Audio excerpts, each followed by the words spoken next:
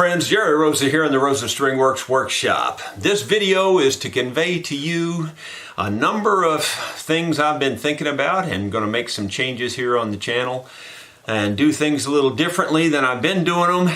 And there's a whole lot of information that I think you ought to know. So stick with me here and we'll talk about that. The very first thing I want to talk about is the waiting list. I have been turning every single person away for the last 9 months that has emailed me or called me about working on instruments. For 9 months, I've turned away everybody. And I'm talking at least 3 or 4 people to a dozen people every single day. So that's a lot of customers to turn away, trust me. It's killing me, and I don't know what else to do about it. The waiting list snuck up on me so fast. In other words, there were so many people on the waiting list before I realized even how big the waiting list was. And I haven't been able to get to the waiting list because of lots of things. I kind of laid it off on the walk-in business. Well, it's not just the walk-in business. I've also built 4 custom instruments this year with a 5th one in the works. I've got a commission to build a OM guitar. I just haven't received his specific plans yet. So these custom builds really take the time. I can't really work on repairs when I'm working on the builds, mainly because I start on the build and I'm working all day long. That's the first change I want to talk to you about. I am going to raise my prices on these. A fella just told me just the other day, he wanted to know what mine cost, and I said, well, I've raised the price to $7,500.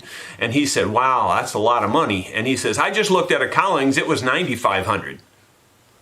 Well, here I am, $2,000 cheaper than that, you know.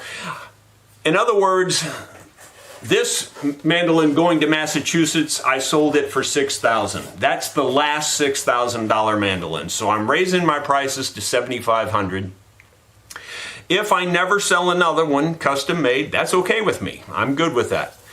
But, I feel like my mandolin quality is every bit as good as the best mandolin being built out there today. And they are getting 2 and 3 times the money I'm getting. So there you go. You make up your own mind on that one. If I still get a bunch of requests at $7,500, I may have to raise up the prices to $10,000. Because I just can't be the very bottom line price on the quality that I'm building. And I know some of you are saying, well, you're just greedy. Well, it's got nothing to do with greed, trust me.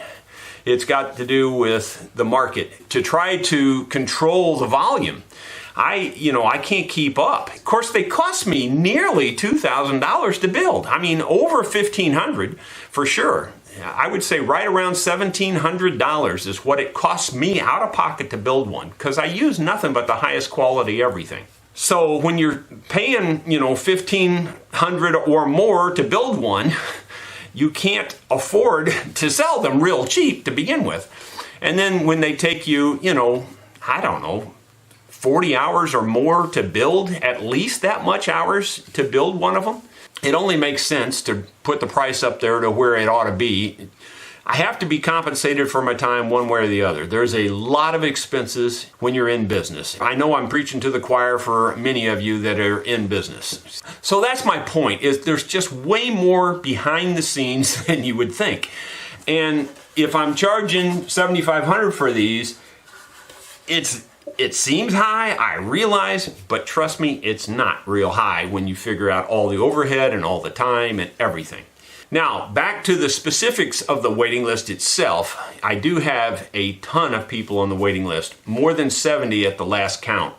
Now, my guess is that a good percentage of those folks have gotten tired of waiting and probably have done something else, and I don't blame them at all. I'm going to take one walk-in, one off the waiting list. One walk-in, one off the waiting list. And that's the way I'm going to do it from now on.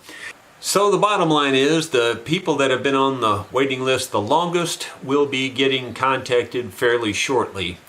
So I'll probably contact the top 2 or 3 people on the list, maybe 4, and have them go ahead and send their instruments to me, and I'll put them in line here and fold them into the mix as things happen. So I hope that helps some of you that are on that waiting list. I know you're getting frustrated, and I don't really blame you. I apologize. It just snuck up on me before I realized it. As I mentioned, this will be my last $6,000 mandolin. This is the one that's going to Massachusetts, and it's pretty close to finished. In fact, I had the fretboard finished. The fretboard was on it this morning. You notice the fretboard is not on it now. Well, I pulled a stupid trick and screwed up the fretboard, so... Anyway, that's another story, and you'll see that in a video down the road. But so now I have to make a new fretboard, and I'm waiting on that. This other mandolin that is finished, I put my oil varnishes on this and was having trouble with them drying. They're pretty much dry now. It has the feel of something like saran wrap, if you will. I mean, it's a little bit clingy, but it doesn't seem to be making any fingerprints or anything. I am calling this mandolin the auction mandolin. It's a beautiful mandolin. I've still got lots of work to do on it. I put my varnish on here, and to be perfectly honest with you, I'm having trouble getting the varnish to dry. Otherwise, this thing would have already been on the chopping block, on the auction block, that is. I am going to put out a series of videos on this mandolin. What I'm going to try to do is condense it to about 4 or 5 videos. I don't know if I can even do that or not. I'm going to try.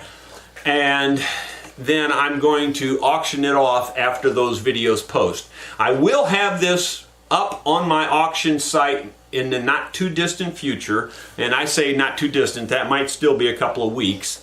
But I will get it up on the auction block as soon as I know that this finish is stable. And I'm hoping that that's going to be very soon. Some period of time after those videos air, then we will conclude the auction. And that's the way that's going to go. So if you've ever wanted to own one, this might be your chance. This one here has the real wood inlay. The white wood up here is maple. This is Paduke. And this is Osage orange hedge. And this has abalone dots down the fretboard, although I've got it covered up because I did spray this originally with the shellac finish, and then I put the oil varnish over the shellac, so that's why the fretboard is covered up. But you can see it's a very pretty mandolin. The rose is real nice. It's a beautiful color, I think. There's the sides. So it's going to be a very, very nice mandolin. I expect it to really have a great sound. It really carved well. It really went together well. So I'm looking forward to stringing this one up and showing you what it sounds like down the road. Regarding the oil varnish, I just wanted to tell you that overall I'm pretty happy with it. The fellow from Massachusetts is an engineer, and he put together a UV light system that seems to be working very well. It's really what brought this to the dry state like it is. And I'll show you what those UV lights look like right here. So there's what the UV light looks like. I am not exposed to it at the moment. I'm standing over here behind the wall away from it. There is a door. This is in my bathroom in my shop. And the bathroom's pretty small. And there's a real good exhaust in the bathroom that exhausts the ozone out of there and also brings in fresh air for the drying of the instrument. I know the lighting is not very good on this right now because of the aiming the camera at the UV light, but you can see the mandolin is rotating, and I can just shut the bathroom door, turn on the exhaust fan, and let that hang there like that overnight. And it's like having my own little drying booth. It works out really, really well. Another thing I wanted to mention is about the back-ordered t-shirts. We finally had to just go with another manufacturer. The Jerseys is the manufacturer we went with for the back orders. And so those, I think I had 5 back-ordered t-shirts. So those have been shipped out now, so I just wanted to let you guys know that those are on the way to you. I got 2 very nice letters from customers that I thought I could read to you. The first one here is from Warren. He's the fellow that had the party pooper fiddle, if you saw that video recently. he said he had given up on even seeing the repair of that fiddle, because it was quite a while back when he had it sent to me. He says, I did not remember it looking so ratty. I first thought it was not mine. It looks so different from mine now. You turned a potential scrap of kindling into a decent learner's instrument. I did not realize you slipped a piece of wood into the crack on the top. Good job making all that match. He says, I appreciate your work ethic.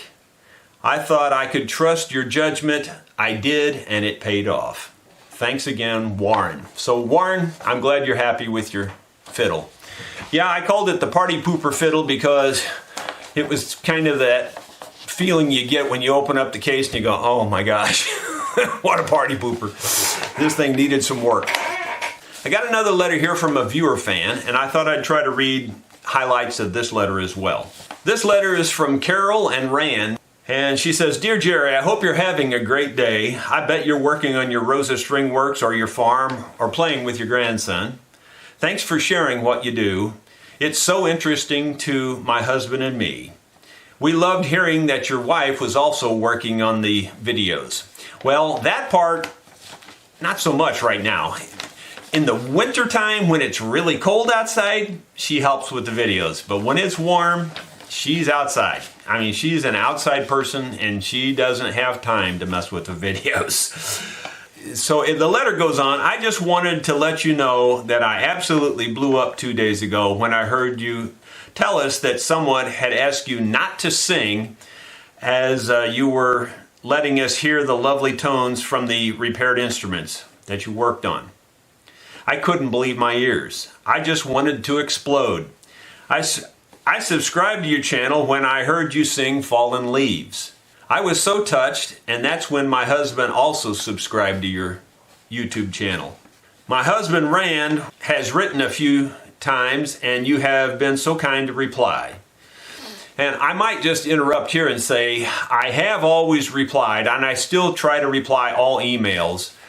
But I got to be honest, and it's a good thing, the channel has exploded over the last month specifically, and I can't even click like to all of the comments. I mean, it's just gone completely crazy. In the past, I was getting approximately 2 to 3 million minutes of view time a month. That has gone up to well over 9 million minutes of view time just in the last 28 days. And with that increase, obviously the comments increase, and I just can't keep up. So I'm scanning through, and if I see any really ignorant, mean, nasty comments, I'm deleting those. But other than that, I only maybe hit a few here and there and click the like button and stuff. It's not that I'm not reading them, I'm trying to scan through them, but man, I'll tell you what, it's overwhelming now. Which, like I said, that's a good thing, but on the other hand, I can't get to everybody, and it was taking hours every evening, and I'm wore out in the evenings. So she goes on to say, best wishes, thanks for your work and your sharing attitude. Rand apparently is in hospice, so Rand, you're in my prayers. I hope that everything works out for you, man. Rand wrote a poem called Before the Earth Sleeps, and they shared it with me here, so I'm going to read you this poem. I hope you enjoy it. There is a time between the end of fall and the beginning of winter when the fallen leaves have left the trees in skeleton. The clouds paint the sky in various shades of gray, and the snow has not yet softened the stark reality of bare earth. It is a time of catharsis, a time to examine the cobwebs collected in the corners of our minds, during hours when there wasn't time enough to sweep them out. It's a time to contemplate without distraction the exuberant colors of spring, of summer's perpetual excitement, and the crispness of fall mornings that remind you you're alive. It's a time to let our minds wander through forgotten promises, unfulfilled goals, and nebulous dreams without recriminations of accusations or self-doubt. There is plenty of time for that later. It's just a time to say, this was the year that was, to look as from perch and not to judge it, good or bad, but just to ponder. We can judge in another season. It's a time of rumination, consideration, of seed inspiration. It's the time just before the earth sleeps. And that was from Rand. Rand, that's a very lovely poem. Thank you for sharing it with me. And God bless you, Rand. I hope you get better. And the final thing I want to share with you is a long-time customer, John Mirage. He recorded in my studio for well over a decade. And when I say well over a decade, I mean pretty much continuously.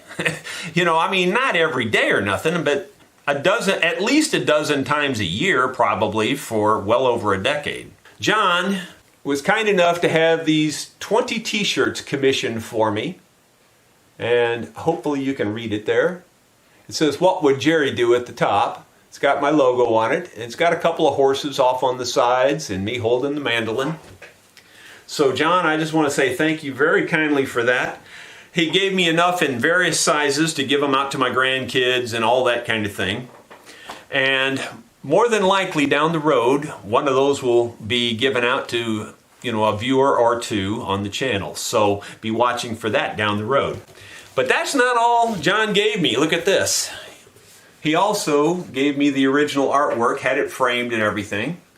And he had to commission someone to have this done. So I think that is very cool. So John and Penny is his girlfriend, and she spent a lot of time here at the studio as well. I just wanted to say thank you to both of you for doing all that. And truth be known, I bet you Penny did most of it behind the scenes. So thank you to both John and to Penny for all the wonderful gifts here. I really do appreciate it and will cherish them.